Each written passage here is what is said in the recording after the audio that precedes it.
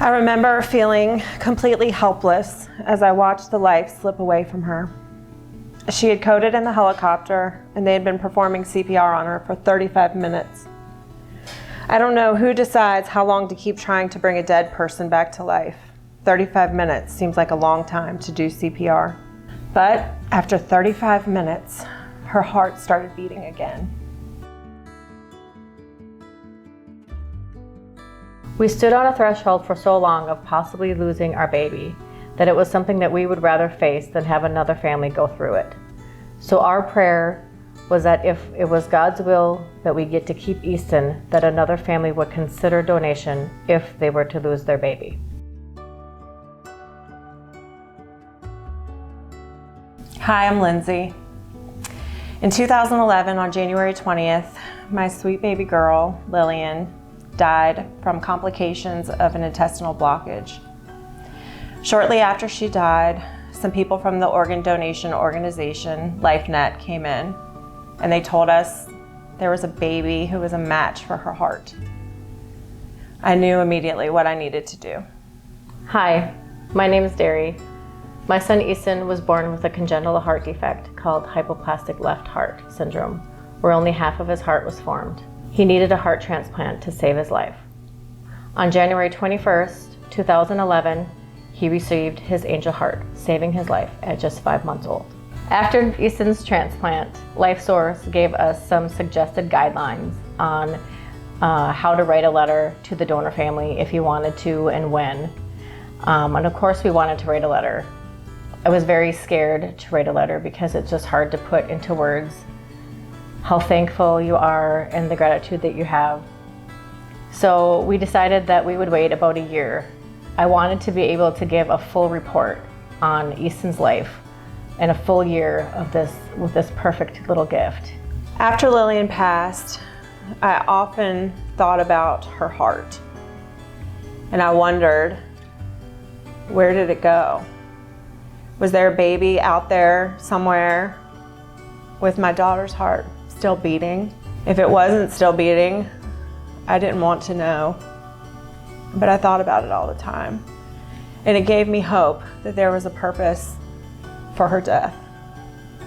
So when a year's time came, I finally wrote the letter. I went over it probably 1,000 times before I put it onto paper, but we mailed the letter off and we mailed it to the LifeSource organization, and then they take that letter and match it with the donor, and they give the donor family the option to receive it or not. So we mailed it off and we didn't know if we were going to hear back from them or not.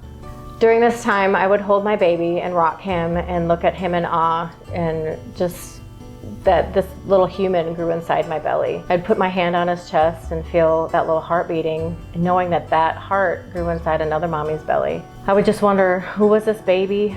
Who was this other family? And I would be so grateful for the fact that my baby is alive and thriving, but then feel so sad that there's this little life that was lost. I had this weird connection with this other mother somewhere out there, and I just wanted to know and meet them. It was over a year later, and I came home from work, and there was a letter on my table from LifeNet. And I opened it, and it said, "One of Lillian's organ recipients has written you a letter. Would you like us to send it to you?" I called him and said, "Yes, I want the letter, send it." So it took a little time before it came, but once it finally came, that letter changed everything. The letter said that her son was blue and that he had been clinging to life for months, and that when he got his heart transplant, she remembered how he just turned pink and she could see veins. It just made me smile when reading that. I mean, it just brought this joy to me, to my spirit, to my soul, that I can't even explain. And I could sense this mother's love for her son. The whole family signed the letter. She described his personality. She told me he was a fighter. She told me he had surgery when he was 6 days old. I remember thinking how similar this child's story sounded to my daughter's. And I instantly had a bond with this woman. I knew at that point that I was going to meet him one day. I was so excited to write them, and I didn't want to go through the organ donation organization. I wanted to have direct contact with them. So when I wrote back, I gave my email address, my physical address, and then a link to our YouTube video of Lillian's life. And I sent it along with information about Lillian's story. It was months before I heard back. About 6 months after I wrote the letter and mailed it off, we received a phone call from Easten's nurse transplant coordinator. And she's like, Derry, there's a letter coming to you guys from the donor family. So we were excited, anticipating this letter to show up, and we were rather impatient, checking the mail every day. And that finally got there. When I went and got the mail, we all sat in the living room, me, Nick, Devin, and Easten. Easten was only 2, but he was there. He didn't know what we were reading or anything, but we read this letter and we got to learn about Lillian. Lindsay told us about Lillian and her story, what happened to that precious baby. She gave us her email address, her address, and a YouTube link to a video of Lillian's life. But all of that information was blacked out. So as we're reading, and we're just crying, bawling our eyes out about this, finally getting to know whose little heart is beating inside Easton's chest. We were like crushed because we didn't have the information that we wanted to communicate with her. So my husband looks at me and he's like, hey, take a photocopy of this letter. He's like, I have an idea. So I took a copy of the letter so it wasn't destroyed, and then he went and got some bleach spray and sprayed over the blacked out links of the YouTube and her email address, and then took my hairdryer and dried it just ever so slightly. And sure enough, what happened was it lifted the marker just enough so I could read her email address and the YouTube link. So we punched in the YouTube link and we got to see this beautiful, beautiful collage of Lillian's little life with some music. And we got to see Lindsay and Johnny, and all the way up to her birth to her death.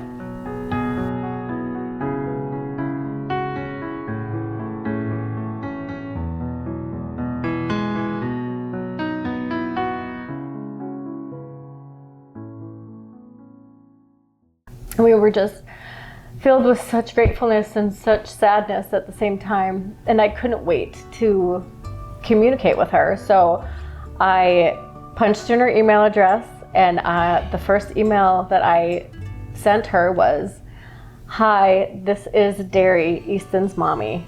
Is this Lindsay, Lillian's mommy? I still remember getting your first email and reading it, and it just said, is this Lillian's mommy? This is Easton's mommy. And I think I probably sat there just like this, and wrote you right back. The organ donor organization got very upset with us for bypassing them and starting to communicate. Yeah, we both got kind of yelled at, and we had to sign some privacy waivers. So yeah, we weren't supposed to do that, but we did. So we started asking each other questions and just really getting to know each other. I think we would email maybe daily, definitely weekly. Yeah. Even if it was just little things. And it wasn't long before we were ready to take the next step. One day you emailed me and said, hey, do you want to FaceTime?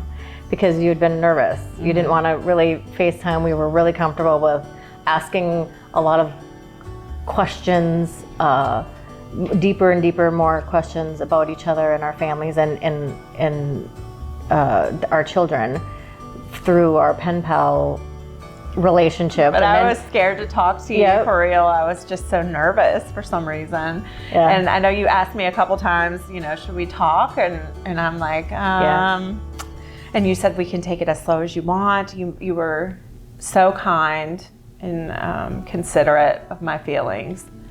So then when she emailed me to go be like, hey, do you want to FaceTime? I'm like, yeah, absolutely. So we exchanged numbers and FaceTimed, and we both said hi, and I heard your accent, you heard my accent, and then we put our hands over our mouth and it froze. It completely froze up on us. Yep. And that was and it. we're like, oh. And then we had to hang up and obviously do it again, call again. But that was the first, like, it was this initial excitement and high, like, oh, we finally get to see each other. And then, yeah, hung it. What a disappointment. But then from there on, we talked at least weekly, if not every other couple days. We were very, very much in each other's lives now. Right. And that was obvious. So it didn't take long before we were making plans to meet. My husband and I own a trucking company, and we're like, well, let's get a load going to Virginia and let's go visit her. So because you were ready for that at that point. So that's what we did. We got a load and drove out our whole family in the truck and drove to Virginia. And we planned to meet at the hotel where we were staying, at the hotel lobby. The newspaper wanted to do a story and capture these moments candidly. So they had a photographer and a journalist come. I was so scared. I'll never forget, I was standing in the lobby and I was just looking down this long hallway where there's like hotel doors on either side, just waiting for her to pop out of a room and to see this family and to see Derry's face, this woman who I have this bond with, who I've just been communicating with, and I'm looking and I'm waiting and nothing, and all of a sudden I feel this from behind me. And I turned around and it was Derry. She came up behind me and grabbed me, and she was holding Easten in her arms, and we all just embraced and just no words spoken. Instant tears. Just cried. And there were no words that you could speak. It was just love is what it was. It was a very, very special time. It was wild to see him and his little scar and feel the heartbeat and listen to it, and just to know that that heart who was keeping this child alive grew inside my belly, and it's now in this precious baby, and he's here in front of me from halfway across the country. Wow.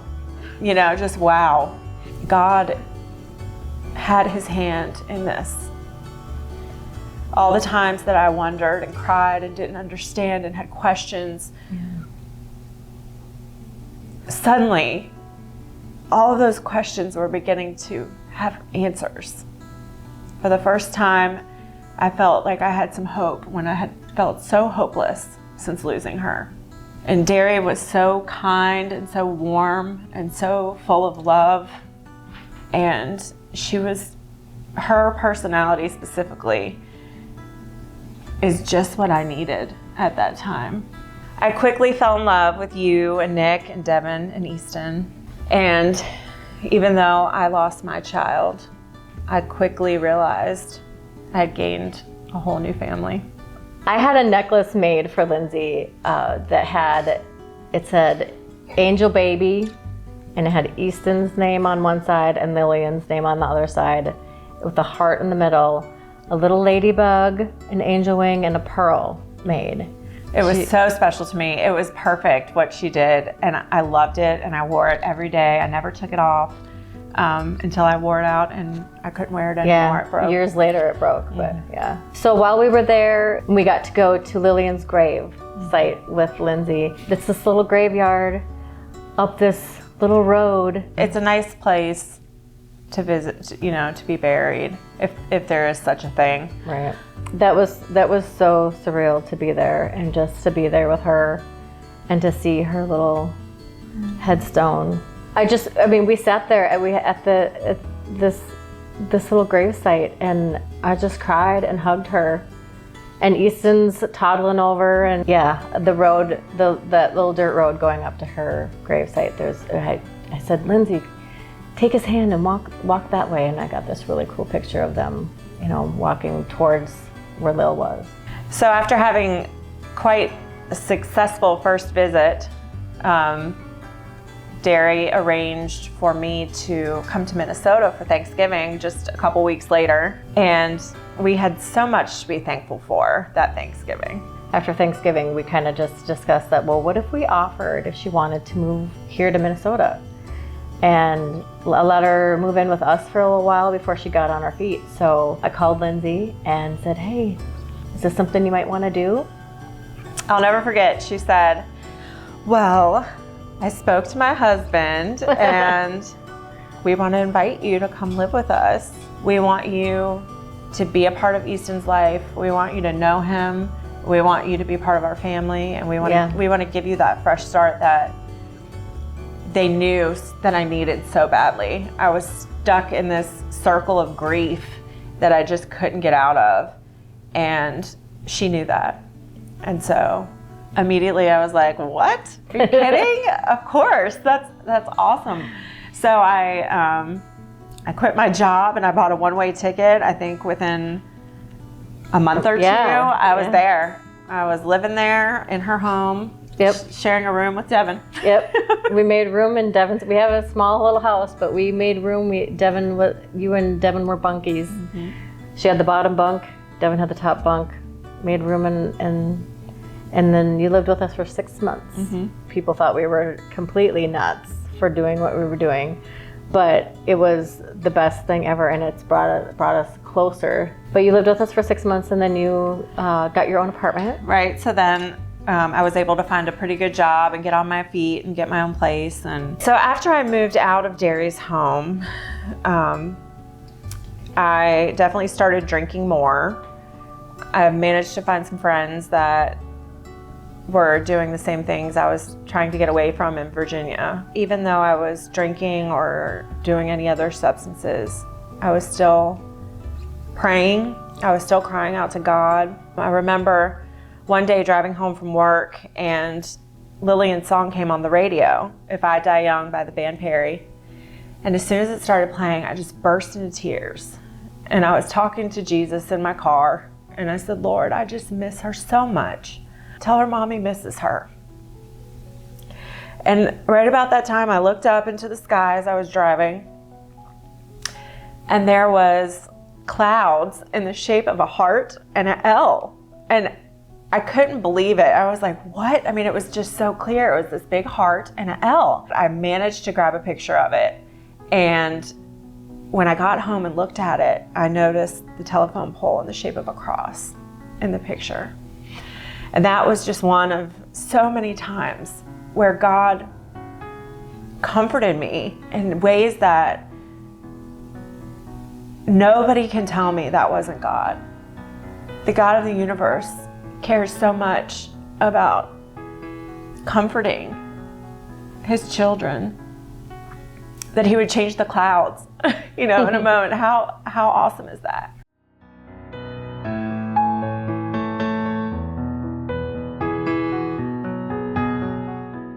Eventually, like the following May, it was still snowing in Minnesota. I think there was 3 feet of snow in May or something.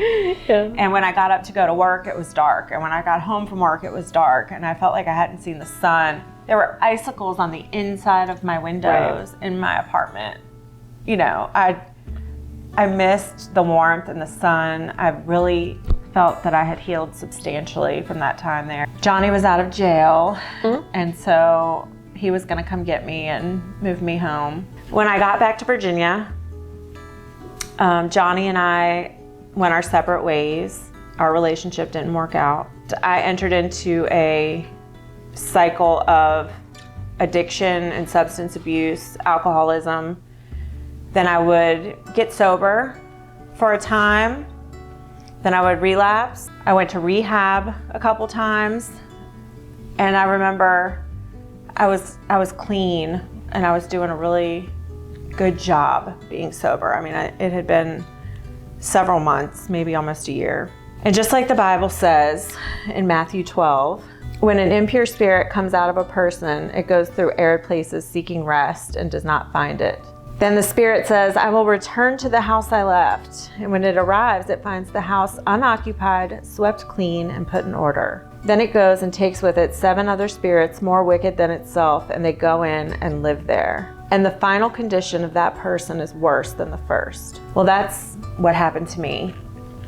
After one of the most positive, sober times in my life, I went through an emotional crisis and I picked up the bottle again. But this time, my addiction came back stronger and harder and more powerful than any time in my life that I had ever experienced. And I fell into a dark place that ultimately landed me in jail. And I knew that she was struggling with her sobriety by the time, by how she would be communicating with me. I know that when she was doing things that she wasn't proud of doing, she would call me less and less. I knew she would come back around and we would be, I would hear from her eventually. I would pray over you, pray for you. And then when I could tell by, when we did talk, how well you were doing. And then it was even when you were in jail, I could tell where your headspace was. And then when your headspace cleared and how well you were doing, it was obvious. And I would still just try to just love on her and encourage her to make the right choices and to be strong in her sobriety. Derry never judged me. She never talked down to me. She never made me feel less than. She knew that I was a human struggling, and she treated me that way with love, like with the love of Christ. This family showed me Christ's love through people. And that's the first time I think I can honestly say anyone's ever really done that for me. And that's another reason how I know that this is God's hand, because He used your vessels to show His love to me. Derry filled a huge void in my life. Easten filled a huge void in my life. The whole Engstrom family just loved me when I was not very lovable. They knew the struggles I was having, not just with grief, but with drinking and other addiction issues. To them, I was lovable because my daughter's heart saved their son's life. And so they saw more than just what was on the outside. And Derry especially really just filled that void in my heart. And God gave this family to me at just the perfect time, when I needed them the most. It's hard to describe our relationship because we are more than best friends and closer than sisters. You filled a void in my life as well. Like, God knew what He was doing when He brought us together. He knew that I needed you. Besides my husband, you are truly my person. You're my person. And it's not just because Lil's heart's beating inside Easton's chest either. I mean, that's how God brought us together, but it's like that instant love and connection and encouragement like we have had since the beginning. And over these years, it's just gotten better and better, and we've been closer and closer. And we can only give God the glory for that. I mean, He is amazing how He orchestrated and did all of this for us.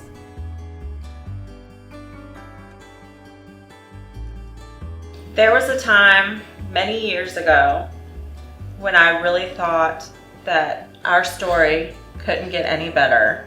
And little did I know that we would be sitting here all these years later. I am now over 6 years sober, clean and sober. Easton is going to be celebrating his 14th birthday in August. We just all together as a family celebrated Lillian's would-be 14th birthday. And now we have Bella and Devin, who are about to have a little girl, and who I'm so honored will be able to wear Lillian's clothes. Each one of them in their own way has just touched my life so much, and I love all of you. And I'm so happy that you welcomed me into your family, and I consider you all family. We love you. Love you. Well, you made us family. Right? When Lindsay's coming to visit, I get super excited. It's his favorite time. It is his favorite time. He has a special bond with Lindsay. He gets so happy and asks over and over, when she's going to be here, when she's going to be here. And runs, jumps. He almost went through the door Yeah. to get to her. Since we've known Lindsay, we've always loved you. And it's just been amazing to see how much you have grown. We watched you struggle, and we watched you be so successful and be such a different person. A whole new light. Whole new light. It's amazing. It's awesome to watch, and God is so amazing. We give him all that glory. Yes, he deserves it all, because everyone here knows I did none of that on my own. Right. The Lord did it. He changed me, and he brought all of us together, and I have this strange feeling he's not done yet. Oh no, he's not done yet. From the beginning, once we met Lindsay and everything, I guess, Mom, did you come up with the Easton's Little Heart for? Yeah, Easton's Heart Day? after we found out what Lillian's name was, and we wanted to celebrate his heart days, we were like, well, Easton's Lil Heart, because Lindsay always called Lillian Lil. Her nickname was Lil, so Easton's Lil Heart, and then we have a heart of a hero at the bottom because she is our hero. And this is Easton's big half a heart. It's Yep. huge. And then Lillian's little walnut heart is just perfect little angel heart sitting there. So it's an X-ray, side-by-side picture of the X-ray. Before and after. Yeah. My daughter died on January 20th, which is the day before my birthday. So for years, it was a sad time, But Easton got his angel heart on my birthday. So now, on my birthday, we celebrate my birthday and His Easton's heart heart day on the same day. We all have matching tattoos. We call it the family tattoo. He has his there. We have ours on our wrist. I don't have it yet. And of course, the star of the show here doesn't get one until he's 18. But And the tattoo is a cross with a heartbeat, and it means faith, hope, and love. And it just, in one little symbol, represents our journey. our journey. So my family resides in Virginia, and everybody's come to Virginia several times, and even though my family couldn't be here today, they are part of this family as well. Mm-hmm. And Very much. and we all love each other, and we're all involved in each other's lives. Easton calls my mom Grandma Laura, and I have children of my own now who are a huge part of this story now too. We do also understand that this is not the typical relationship that you get from donor and recipient families meeting, but we wanted to speak to the fact that how It can important. be. Yeah, it can be.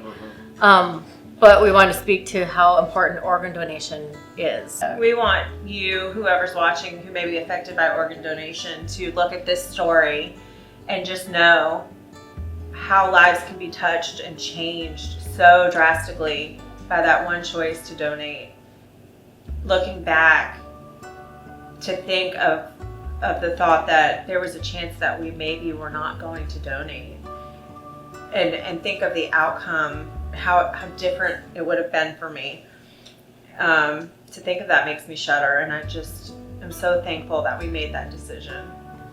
I always think it's special too, because no matter what, you guys have always honored Lillian, no matter what, like with her picture and with everything. Like, she's never not been a big part of the story. Lindsay and the rest of her family are always in every picture, on every wall or the TV stand, or Lillian always has Lillian's pictures are her always, spot, yeah. and it's stayed in the same spot. And I always think that's special, just also coming into it, to see how much you guys honor not only Lindsay but also Lillian. Every mother wants their child to know Jesus.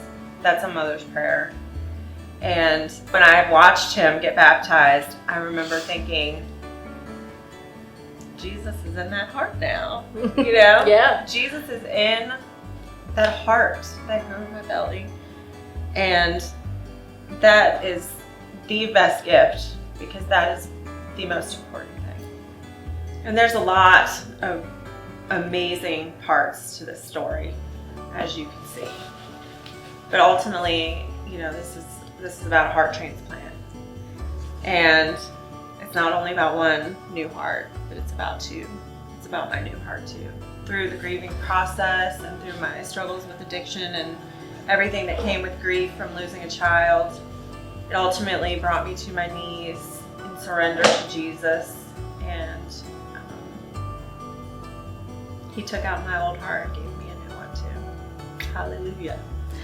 So we have that in common now.